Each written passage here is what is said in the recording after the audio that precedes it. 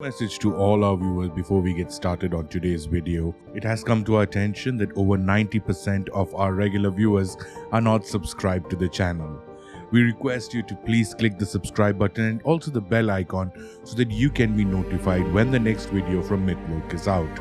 The bigger the channel gets, the better the quality of videos that we do for you also gets. So please help us make some amazing videos by supporting the channel and clicking that subscribe button. Thank you. Now over to the video. Hello everyone and welcome to another episode of Mythology with your host Nitin Nair. Today we explore another mythology that has totally captivated my mind, and I have been completely enamored by the range of mythology that we find from this region. We've all said this before. I've said it personally myself numerous times that African mythology is a wonderlode of myths, characters and stories that very few people have actually explored in modern mainstream research. The main reason being Africa is peppered with a lot of tribes, each with their own distinct culture, and we in our modern times have tried to formalize it by splitting them into countries and also in many ways homogenizing the whole continent as being from one single culture. Today we are going to explore a different region from Africa, to be honest.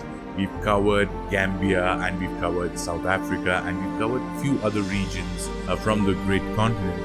But today we are going to step into the Democratic Republic of Congo, where we talk about Bumba, their creator god. Bumba is the creator god of the Kuba people of the Democratic Republic of Congo and is also known as Mbombo, was a massive white being who was responsible for the universe's creation. According to the story of Mbombo's creation, he was alone and had no help from anyone else. During this time, he felt an intense pain in his stomach and he vomited up the moon, the sun and the stars, and the heat from the sun melted the water that covered the earth. This created clouds which later provided fresh water. He vomited again and brought forth various animals, including a leopard called Koi Bumba, an eagle named Ponga Bumba, a crocodile named Ganda Bumba, a fish Yo Bumba, a turtle, Kono Bumba, a black leopard named Sese Bumba, a white heron called Nyani Bumba, a scarab, and Budi, a goat. He also vomited various men, including a white man named Lokoyima. When we talk about Bumba's physical traits, he is often represented as a giant. His physical attributes are similar to other human beings, but much larger in scale. The one attribute that makes him very different from the other inhabitants of the region is that he is represented as having white skin. Experts and researchers and scholars, whoever have tried exploring this element, are still divided as to why this is so.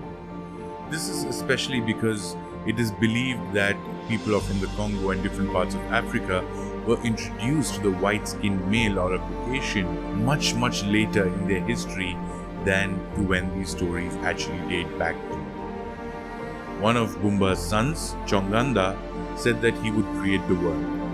His first creation was the first plant, which then grew to become all of the flowers and grasses on earth. His other son, Nyonyegan, died after vomiting white ants. Chedi Bumba, the third son, made the last bird, which was the kite. After the creation was peaceful, Mbombo returned to the heavens and left Yima as the god of earth. Yima's son Woto became the first king of the Kuba. Bumba is also known in the traditional African dialect as Mbombo and is at times more popular than the name we refer to him, Bumba. Mbombo is the ultimate god with complete powers over all life on earth. However, after giving humans the control over fire, he returned to the other world, never to return again. He has never attempted to influence the lives of the inhabitants of his created universe, nor does he expect worship and reverence in return. Bumba is still a major part of the religious beliefs of the people of the Democratic Republic of Congo, and especially the Kuba tribe, who try to keep all their traditions and rituals alive even today.